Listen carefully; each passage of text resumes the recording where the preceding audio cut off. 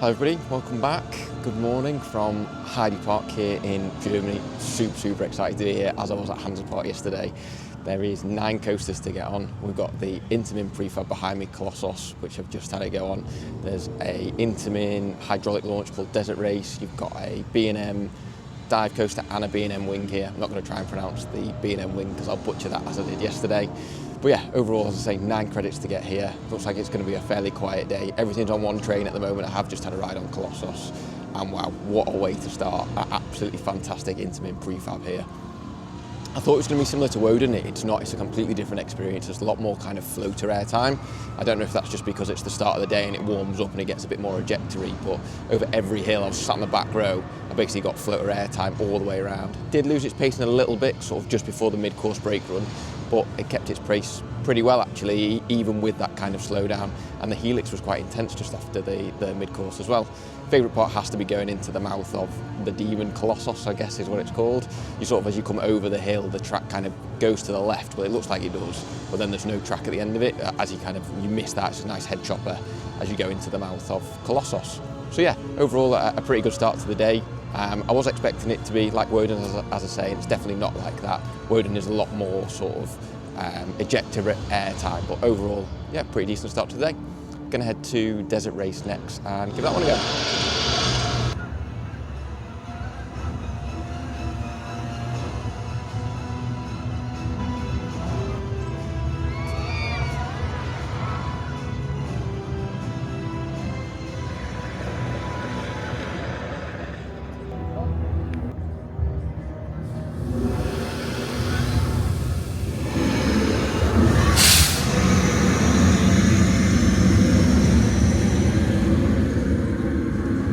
Just walking over to Desert Race here at Heide Park, and this Intamin hydraulic launch looks like it's got a very similar layout to Rita. I've checked, it's not a clone, but it looks really similar, sort of similar height, similar speed, that sort of stuff. So be interested to see how it rides. Everybody knows I'm not a massive fan of Rita and hoping that it gets replaced by a Intamin multi-launch coaster. I think that'll be so much better. So yeah, let's go and see what Desert Race is like.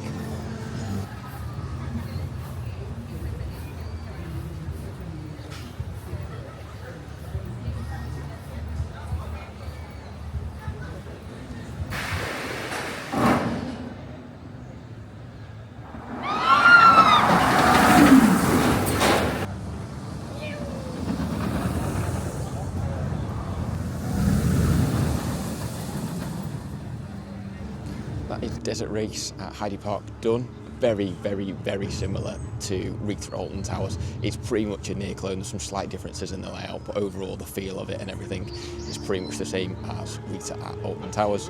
Overall, an okay ride. As I've said before, I'm not a massive fan of kind of these hydraulic launch coasters that don't really do much after the launch, so I don't think that one will be around for long. They're all being removed kind of all over the world, so yeah, it's got to be a case of get on this while you can. Don't think it'll be around for long, neither do I think Rita and the Stealth will be around for much longer either.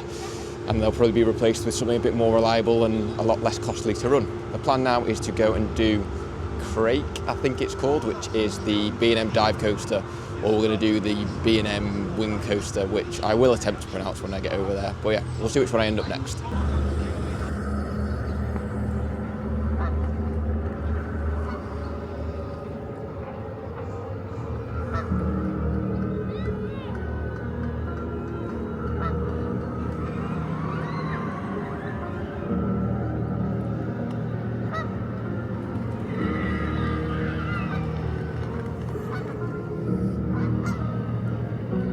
It's time to give Crake a go, which is the 2011 B&M dive coaster. Just one inversion, which is an Immelman on here. Now, I will see you when I come off.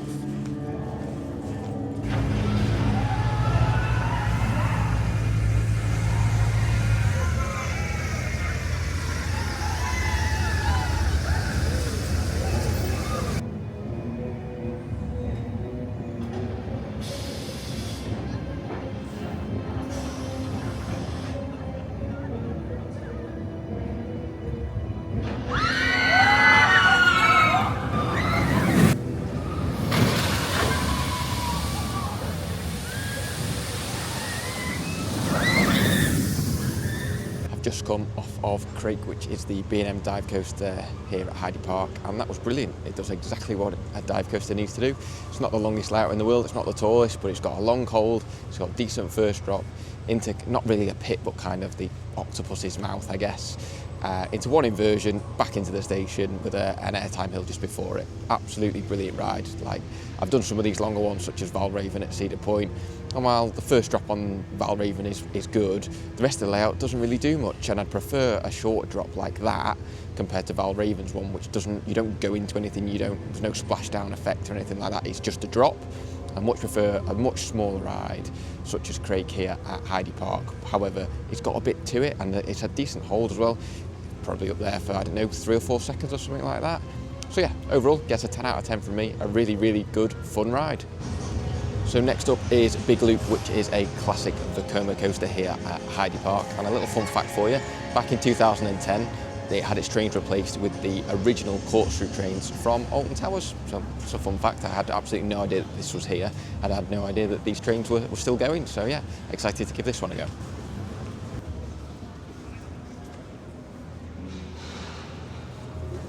Just had my first ever ride on Big Loop, and for a coaster that's been operating since 1983, that was pretty good. I was sat on the front row, it was not head rattly at all.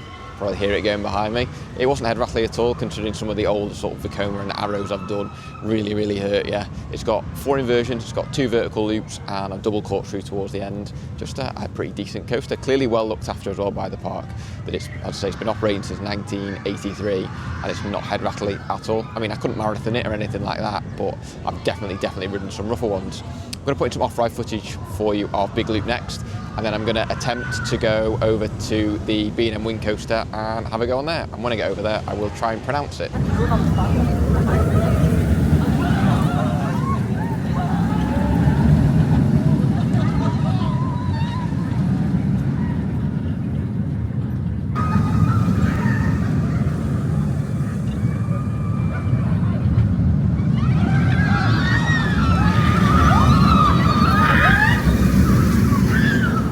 So one ride I won't be getting on today is the Vekoma SLC. I'm gutted to miss a +1, but apart from that, I'm glad I'm not going on it. You know my thoughts on Vekoma SLCs, they're one of the worst roller coaster types out there. Infusion is an absolute head rattler at Blackpool Pleasure Beach, so yeah, not too gutted I'm missing out on this one. It looks like they're doing some sort of construction work just down there, you probably see towards the sort of station area. So yeah, not too gutted about this one.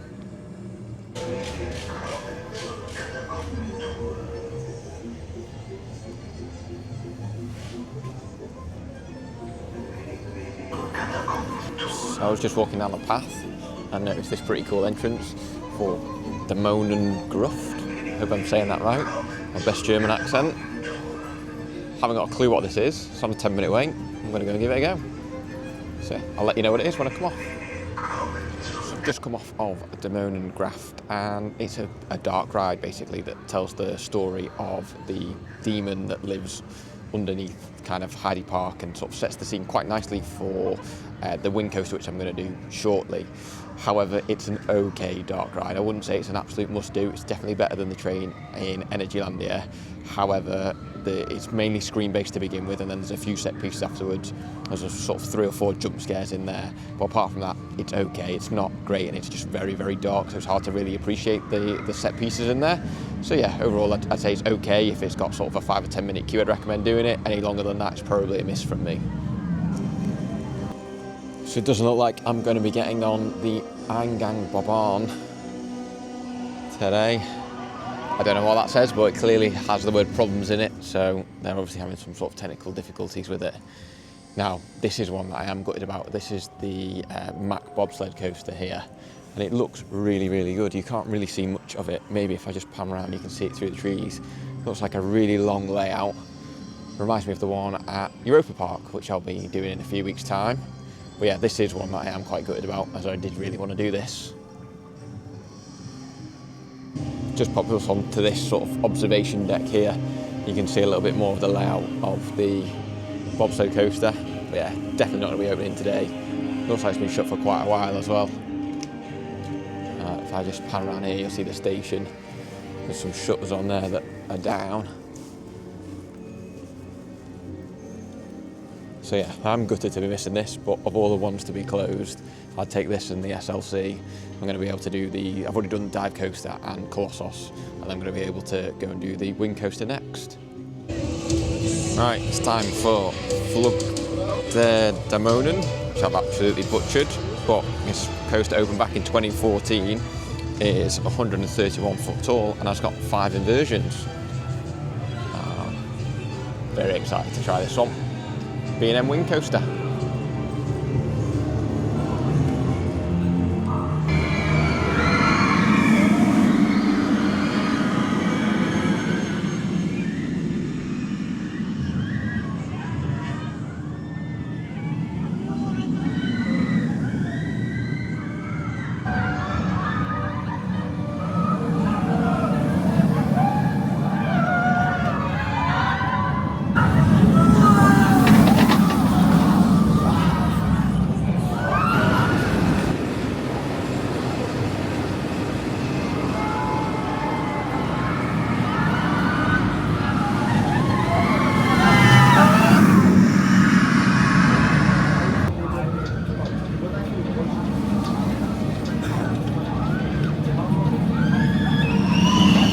Just had my first ever ride on Flug der Dämonen. I think I'm saying that right, but it's the B&M wing coaster here at Heide Park, and that was absolutely phenomenal. Really, really good. I'd actually have that over the Swarm at Thorpe Park, and I didn't think I'd be saying that. I really, really enjoyed the Swarm, but that might be my favourite wing coaster. Don't know if it quite beats Gatekeeper at Cedar Point, but they're pretty close, to be honest. It's got 5 inversions, nice long ride. It's about 3 minutes or so, I think the ride length is, but yeah, pretty decent. And that airtime hill at the bottom of the first drop was really good. You're sort of out of your seat all the way from the bottom of the first drop all the way through that element, which was really, really good. I'm going to get something to eat now, and then I'm going to try and do some of the kiddie coasters just to tick them off and do them. And then I also want to have a go on the drop tower. It is 1:15, so I've got, 3.5 hours or so left to go. So yeah, pretty good day so far. Just had a really nice burrito for lunch. Definitely recommend going just by the entrance to Flug der Dämonen. Definitely butchering that. But just by the entrance to there's like a load of food trucks. They've got like an ice cream one, burrito one, Philly cheese one. I definitely recommend going there to get something to eat rather than just kind of your standard chicken and chips and chicken nuggets and chips and chicken burger and chips that they do at the other restaurants around here. Yeah, definitely recommend checking out. Looks like they're kind of independent food trucks as well. So the burrito one that I had did sort of quesadillas, tacos, all that sort of stuff. Just a good Mexican food truck. As I said before, the plan now is to go and there's 2 sort of family/kiddie coasters, take them off to get those credits. I always try and do them after I've had lunch because it lets lunch go down. Definitely don't want to be thrown up on any rides. And then I'm probably going to go and do Colossos again because I'm over in that direction after these kiddie coasters. Would like to try and get a front row if I can, but I want to do it a couple more times just to kind of see what it's like now it's warmed up. I believe I was the 2nd or the 3rd train of the day, so hopefully it's warmed up a bit and it's sort of flying around the track a bit quicker. That'd be nice. I also want to do the other side of Flug der Dämonen. I think that's what it's called. I always forget what it's called as well, which doesn't help. So yeah, hopefully I'll be able to do the other side of that.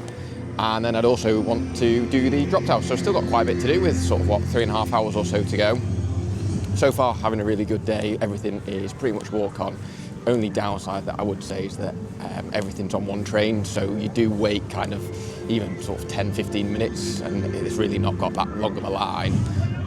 But yeah, overall, pretty good day. Really nice park, really laid out well. Theming is brilliant. Rides are pretty good as well, to be honest with you.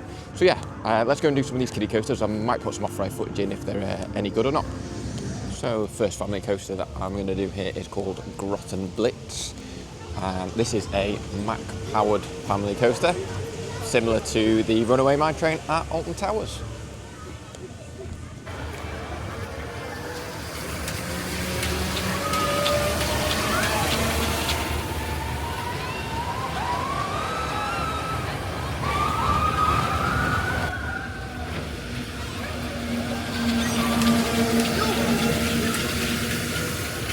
That's Grottenblitz done. That was really good. A lot faster than I thought it was going to be. A lot faster than the Runaway Mine Train at Alton Towers. So yeah, pretty decent little family ride. I'm going to go and do the monorail next. Hopefully I'll be able to film some stuff on there and give some unique views of the park.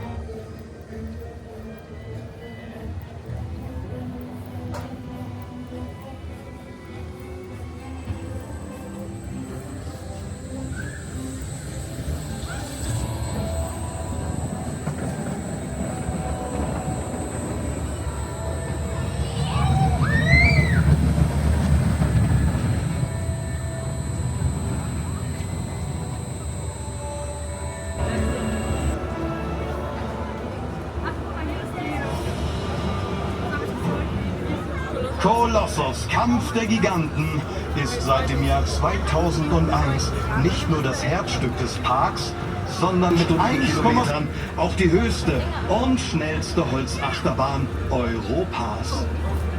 Die Fahrzeit beträgt 80.000 Kilogramm Schrauben und Dübel, 12 Kilometer Stromkabel und 750.000 Nägel verbaut. Verrückt?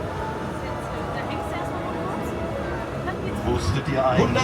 150.000 Quadratmetern als größter Freizeitpark Norddeutschlands.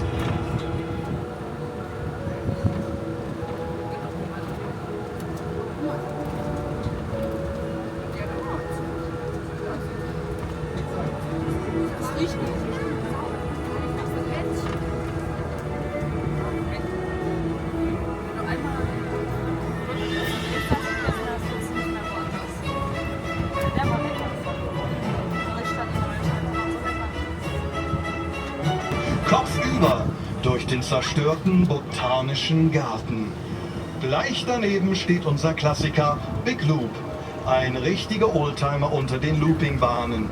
Bei seiner Eröffnung im Jahre 1983 war Big Loop die größte Loopingbahn Europas und mit einem doppelten Korkenzieher und 2 Loopings in seiner Ausführung einmalig.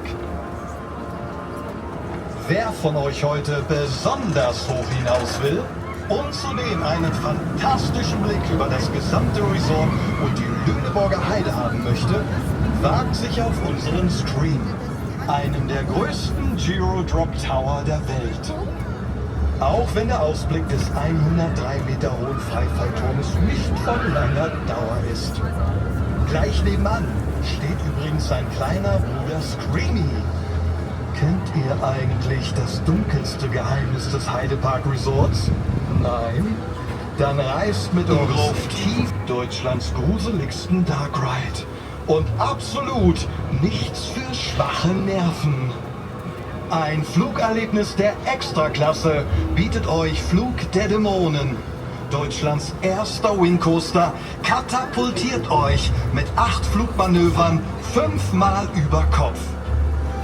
Wer von euch bei so viel Action, Spaß und Abenteuer hungrig geworden ist, entert am besten unseren Piratenburger in der Bucht der Piraten. Seht ihr das alte Schiffswrack? Das ist die Krake, Deutschlands einziger Divecoaster.